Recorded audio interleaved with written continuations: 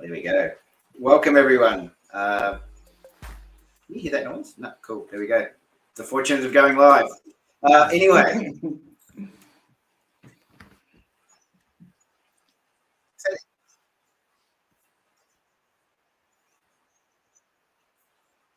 Yep. Yeah, cool. So it's just, hey there, everyone. I'm Chris Dobbin, and I'm thrilled to welcome you to Amplify the Brand this week. We've had a great start to the session, so whoever there is jumping on, thank you for being on board to watch us have this great start. It's obviously the ultimate live. I hear some reverb every now and then. You keep cutting.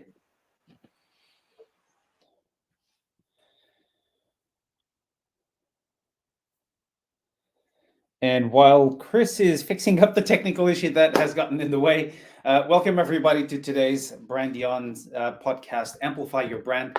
Today we're going to keep covering one of the topics that has kept us on at the root of why we work so well in this area, which is purpose, understanding who you are or who do you want to be like, who do you aspire to be, and why that is. And hopefully we have some sound back from Chris. 1, 2, 3, test. You know what? I worked it out. I was live on YouTube at the same time. So when we were talking, it was live there. So okay. So, even though we have a special guest, appreciate you being there, watching us go work through this. We're going to start as of right now. So, yes. Hey there, everyone. I'm Chris Dobbin, and I'm thrilled to welcome you to the Amplify Your Brand live stream and the ultimate live in building a powerful brand and working in the digital age that we live in today. Along with my fellow friend and brand expert, Samoa there, we are here to share expertise and help you take your brand to the next level.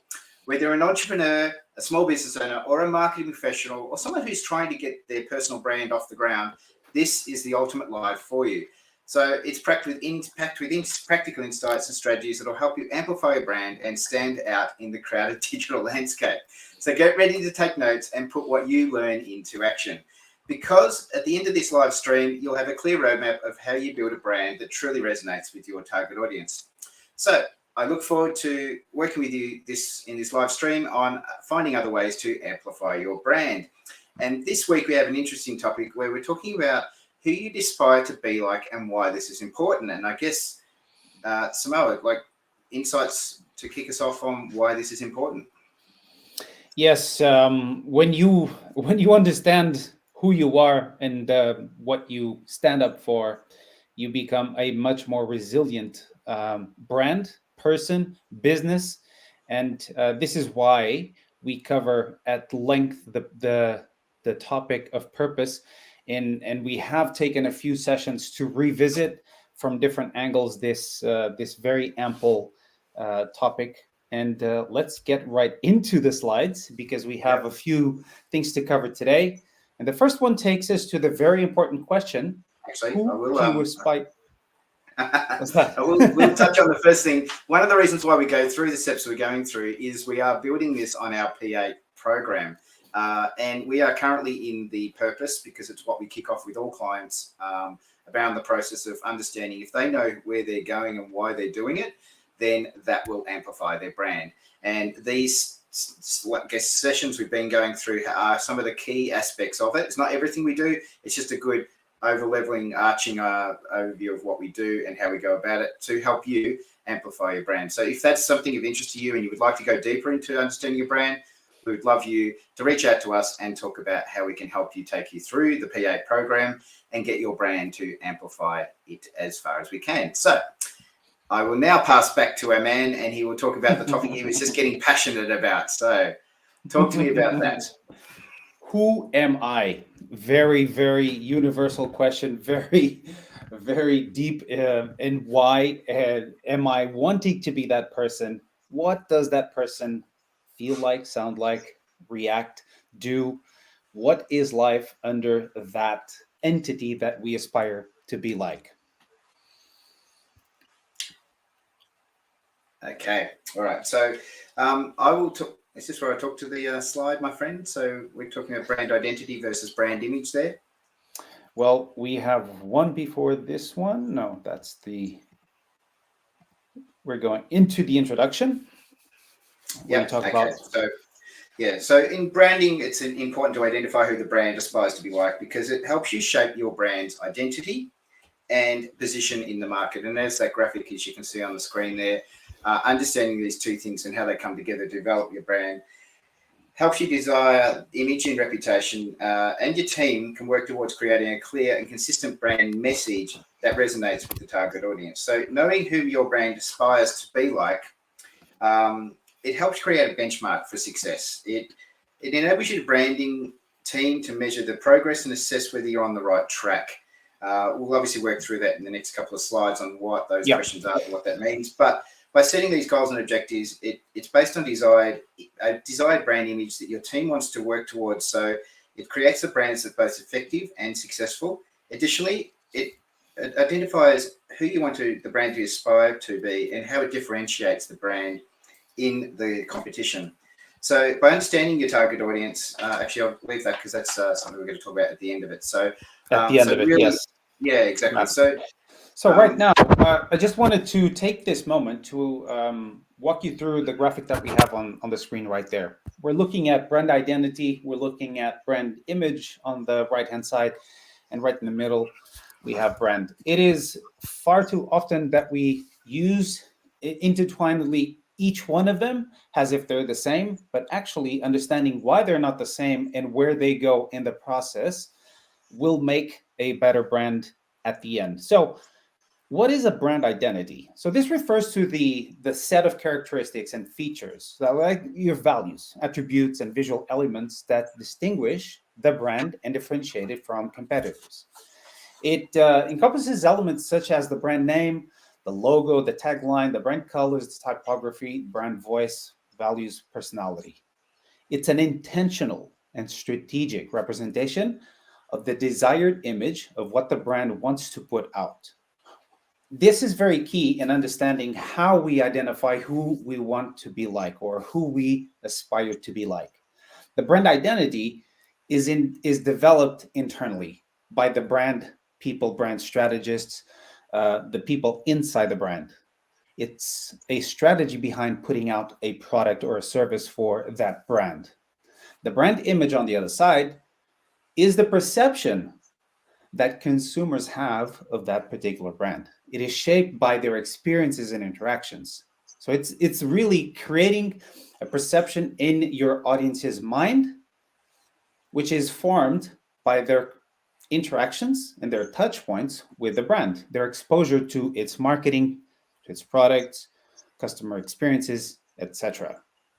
Yeah. It's influenced and managed by the consistent message, marketing efforts, and delivery on the brand promises. So it's much more external and opinion formed than the strategic positioning that you want to create internally, so that when these two come together, and this is the interesting part, and where we understand how brand identity differs from brand image, what happens in the middle is actually the process that we call brand.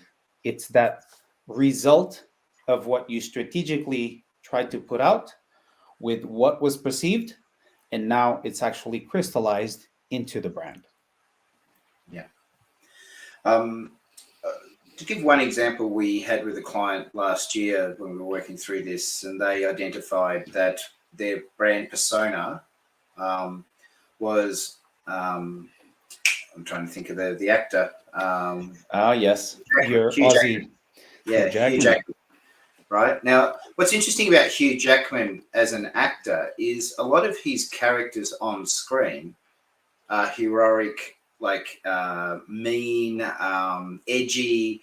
Like he's a very different person in life as it was to being on the screen. So when we worked through that client, we had to talk about the fact that it had to be the person offline, like it wasn't the actor on screen. It wasn't his persona there. And what's interesting is none of us have sat down and had a beer with Hugh Jackman and got to really know him, but there is a public persona that we think of him as this really nice guy that's quite accommodating. Down to earth.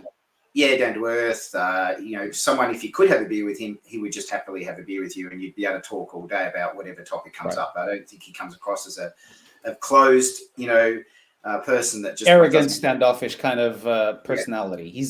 He feels approachable. At least that's the perception that we have, generally speaking. And if you can find that example within your process that we take you through to identify that, you can then ping that up on the screen and then have a chat with your team members and even your clients and potentials and say, does this resonate with who we are? And if you get the majority of yeses from that process, then you know that you're onto something, and then you do have a foundation to build on. So that's like, you can always say to yourself, what would Hugh do? And you can take action. And it's that kind of simple thing. So that's hopefully just a good example of when we talk about aspirations. But there are other versions of this, and we'll talk through that as we go through the different slides that we're just about to go through. So on that, I think we should move on. Yeah. And that is brand identity. So starting by clearly defining your brand's values, personalities, target audience, and unique selling points, understanding these key elements will provide a foundation for identifying the right sources of inspiration. Now, we've talked about this in previous episodes. So if you're not sure what any of those things are, please go back and look at previous episodes where we go deeper into what brand values, why your target audience and USP is important. And you can then come back to this episode and build on what we're talking about in this. But back to you, Sim, on, I guess we don't need to go too deep into it, but is there anything you'd like to talk about that? I think you've kind of touched on that in the slides earlier that we just talked about. Yeah, I did. So, it's really about knowing who you are before you try to know others, because you just stand your ground much more firmly before you go out. Yeah. So what we didn't talk about in depth was obviously this point, which is analyzing your industry. So, look at your research in your industry and identify what makes brands in your industry successful, and how can you align with your goals with that target market, and look for companies that have similar brand positioning or similar target audiences to yours, and fast track your learnings on how should your brand go about communicating with that same audience in your way. And because your way is going to be different, because the DNA of how you've built your business and the core values and all those things, you shouldn't look the same as your competitors. We'll find that point of difference, but you should learn from it and go, that's working for them. How can we do it in our way? Yeah, this is very, very interesting. And today's session in its entirety is interesting in the sense that it reinforces one thing that is very intrinsic to human nature. We emulate, we copy with the intent of replicating something. But the fact is that the result that comes from intention of copying or emulating or simulating is that we end up inevitably creating a version that is our own. If I try to be like Chris right now, I'm going to sound very different. I'm going to make an effort to sound and walk and be like him. But because I've got my own fingerprints, I've got my tone of voice, I've got my own stature, my composition is different, it's going to come across as a different version of Chris. But nevertheless, the intention is there, and it's served as a stepping stone, like your training wheels on bikes. This is what we're doing in this particular case with branding. We're looking at something we aspire to be, or somebody we aspire to be, to improve ourselves. And the process is not going to be exactly like the destination, but the midterm is going to end up being a better version of where we are right now, if that makes sense. And just for all those out there that are confused, I'm Chris, that's Sim, just because I know. I mean, to be honest, when we do this, it pretty much gives it away. It's the branding buff. Yeah, right. Anyway, so identifying industry leaders and influencers. So look, in every industry, no matter where you are, there is always someone who's an influential figure in that industry or related field. So look at those leaders, look at the successful entrepreneurs in your industry, creative minds who are making an impact, study what they're doing, like what are their branding strategies, their content they're putting out, and their approach that they're taking to gain that inspiration. Like, why is it that you're finding them inspirational? Like, these are things to look at. And again, everything you just touched on is that we don't need to be them. We just need to find your version of that. and see if you can live and breathe that and do that consistently, because that's really with everything to do with branding. It's about consistently doing it. Consistency. Yeah. So that, and we all know this, like there's friends in our lives, there's people we know, like they have a brand, a personal brand as a human, let alone what they wear and things like that. But just there's things you just know that that's who they are. So if the police came knocking at your door and said, blah, blah, blah, you'd be able to go, yes, this is what they're for. This is what they're about, all these kind of things, so that they could then maybe help track them down or find them or whatever the case be. So that's a great example of how this all comes together. With that, do you have any more on the identifying industry leaders and influencers? I'm going to hold myself and leave this to the last point because it wraps it and brings it home. But let's go to number 4. Yep. So contextualizing culture and society trends. So staying up to date with the current trends, both within your industry and the society at large. So identifying whether a cultural movement, emergence of technology, social shifts that align with your brand values. Consider how they can incorporate these to trends in your brand. So again, if you're in technology, this is something that's going to happen quite dramatically and quite often. If you're in other industries, this might be a slower burn, but they're things you need to be identifying within your industry, what they are, so that you don't go out, I don't know, talking about something and it's like that's what was happening years ago. Do you have an example of this? I do have examples. You're speaking of those examples, and images are popping into my head. So what Chris is trying to say is be aware. Having awareness is very important. Again, on a personal level and on a business stage as well. Having awareness means not being the awkward one out. It's funny how, if we look at, especially Will Ferrell does this really, really well. He is so aware that he is able to break the social standard of awareness, create very awkward characters to bring into the movies, but doing it professionally well. So he is able to create that weird friend everybody's got who speaks out of place, says the wrong things, tries to be funny, ends up breaking his face because nobody got the joke or the punchline. This is about knowing the space around you and gaining awareness in terms of trends, in terms of culture, in terms of society, in terms of music, all these things. So you don't come out to the party and all of a sudden you notice that you're the weird one out. And there's nothing wrong with being weird as long as you own it. And when you own it, it means you're at a different, further stage than the stage we're talking about right now. Discovering who you want to be like and why involves having the discovery of awareness. And I'll leave it at that. Yeah. And in saying that, though, another way to identify that is that, like, it's like you said, it was okay to be weird, but as long as you're the one laughing with them or at them, not being laughed at, because if you're being laughed at, that's clearly showing you're not quite with getting it. So yes, and an interesting quick example of this was Purple Bricks. While it existed here in Australia, the real estate market had a standard. And Purple Bricks came, looked around, they saw the standard, broke it with a very intentional presence in terms of colors, in terms of visual identity, and in terms of their messaging. And they created a difference from the real estate standard norm. Yeah, that's it. And I guess the same goes with even more recently here in Australia. We had the Karen brand. Have you heard about that? The restaurants. So there was a whole bunch of restaurants set up where they were called Karen, and it was all about you would go there and they would just break the PC. They would talk to you in a rude way. They would go, and it was a great novelty. But I remember now. Yes. But recently they're all going into liquidation because unfortunately they didn't identify that. The general public liked it as a thing, but not as, like, in reality, it's no fun. Like there has to be a balance in society. Yes.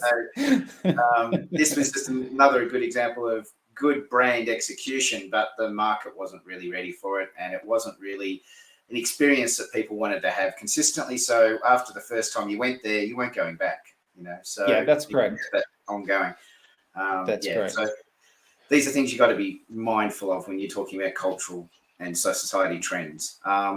Now, this is something we love to do with our clients, and creating a mood board or a visual collage.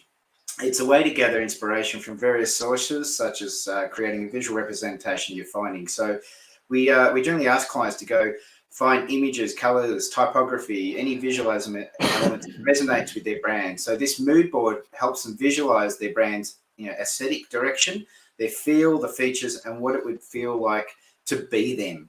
And it's a really interesting process we take clients through, because like I mentioned earlier, the client might put up Wolverine on the screen and say that it's Hugh Jackman that we want to be.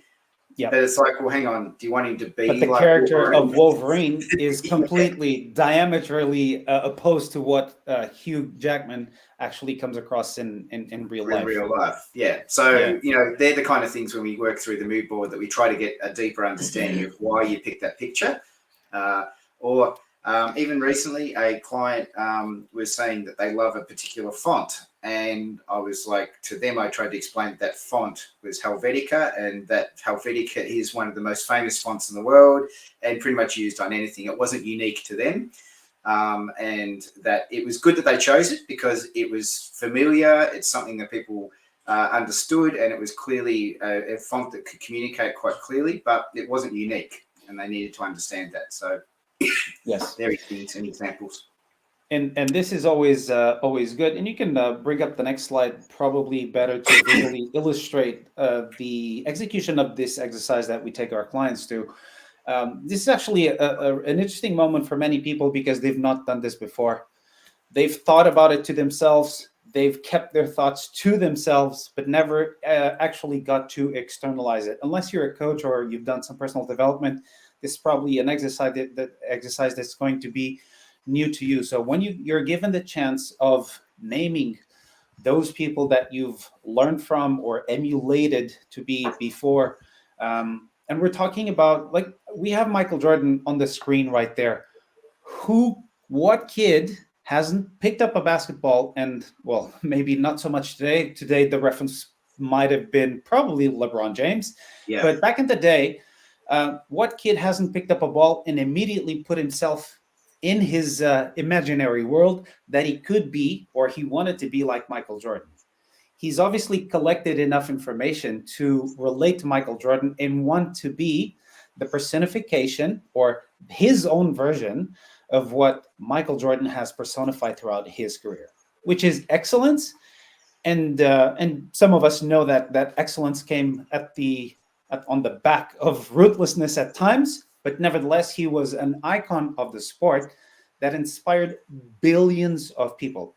So just to give you an example of how this exercise can be more productive to you, and with the end in mind, that it is going to serve as a reference, and you don't need to be everything that those references are. You don't need to be dark-skinned, or you don't need to be 6'6". You collect the things, the attributes that you want to take from them and adopt it in order for you to become that better brand than what you are right now. Yeah. And you'll notice on the screen, if you are seeing this, if you're watching this on a podcast, we will put the notes there so you can see the visuals that we're talking to. But in Michael Jordan's case, for this particular scenario, the idea was that they loved that Michael Jordan was ruthless about excellence, right? So he wanted to, when this particular client was going down this pathway, he wanted to show that it has to be the best of the best. Like, you have to aspire and not just talk about it, but actually execute it and be ruthless towards that aspiration of being excellent at what you do. So all of these, as I said, we didn't just say, can you tell us someone you want to find? We've actually asked them, what was the meaning behind choosing that person? And can you do it in a few words? And that's what you're seeing on the screen, is some of those things where obviously, like Graham Norton may not be everybody's cup of tea, but what this client really liked about Graham Norton was he gave the no Fs. Like, he was just empowering guests and open. He loved that. And he said that's generally how he tries to approach everything he does. And knowing those things helps us develop the language, the brand sort of personality, some of the graphics that may come from that to illustrate that or make his life easier to communicate that on a consistent basis. So that's where this mood boarding can come into and make life easy for everyone. So is there anything we want to touch on with that one? I will leave it for the last point because it brings it home and it ties it back to I think it was the third point that we had come up, which is emulate and differentiate. Conducting market research, the surveys, the focus groups to gather feedback from the target audience. Present the narrowed down list of personality words and evaluate their resonance with consumers. This helps ensure that the chosen words that you've put in the previous exercise before that we just showed you conveys the intended personality traits and resonates with the target audience. So the example that I would love to put on display right here is one that I've done at a workshop, one of the many events in personal development that I've attended, and it happened more than once. This is something that will be very interesting, and coaches know exactly what I'm talking about when we say emulation. Physical emulation actually puts us at a wave of frequency very similar to that of the emulated desire of object of desire. So in these workshops, we were instructed at some point to actually stand up from our seats, walk around the room, create some space, and think of somebody that we really want to be like. Obviously enough, Michael Jordan was my emulated desire of object of desire. And for a while, I tried to understand the biomechanics of Michael Jordan in a way that I could physically emulate and simulate on myself so that I could carry around myself in the room for long enough that I started embedding other feelings that came with feeling that assured about oneself, feeling that confident, and feeling that leadership upon your shoulders. Interestingly enough, what happens is that your brain starts adapting to the physical reality that it is living under at that particular point. And the longer you hold this physical state, obviously, the longer your brain will be influenced. At some point, it will no longer be an influence. It will be the permanent default state. So this exercise, I wanted to bring this up, and I didn't earlier, because it is at this point that is most relevant to say that you want to physically walk a mile in their shoes. Give yourself a timer, put a clock on, and do the exercise of walking around the house, knowing the information of who you want to emulate, and walk around the house in your head being that person. Interesting things will happen. I can promise you that. Yeah, for sure. And I guess like this is not faking it to making it either. This is about emulation. So you're doing it to get yourself into a mindset, a zone, a way of being in your way. Because if you go too far with this and not believing what you're doing, it will come across as fake. So, you've got to do it with some kind of humility and integrity and, those kind of things. So, step by step. You can't become an actor all of a sudden. We've talked about actors today. It takes years to get to a Hugh Jackman level of acting where he can sustain a character for 8, 10, 12 hours in a day for 3, 5, 7, 6 months, 7 months, so that he can hold enough of their features and properties that allows him to emulate them and be them for that duration of period. But mind you, Sim, I am going to take you on to the court after this session and watch you point up with the siren just about to go with 2 seconds left. I look forward to seeing you emulate. I think I will emulate Spider-Man at that point and jump out. Probably, yeah. But I guarantee it'll probably go over the board and onto the street. But you had to go. You had to try. Yes. All right. So, look, it's been a good session. I guess this leads to the coffee cup moment of, look, overall, identifying who a brand aspires to be like is an important step in developing this successful brand strategy.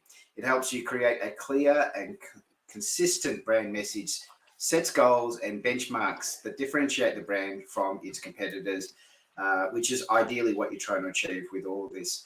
Now, each week, what we do is we look at the brands that do this, because it's hard for us to obviously talk about Joe down the street. And I guess today we have given examples of our own personal journey with doing this. But what's always useful sometimes is to look at some brands. We're not saying this is exactly perfect, but it's just a good example of how brands go about it. So all of us can relate to the fact that there are some similarities between Tesla and its rise to where it is. And you can see that it is taking aspects of what Apple have done in its electronic manufacturing sort of vehicle sides, because it's showing ways that it's trying to develop brand loyalty. It's been quite innovative and it's creating a really strong fan base. So there are people right now that wouldn't even contemplate using any other electric car but Tesla. Even though it's its own entity, it's on its own thing, it's on its own field.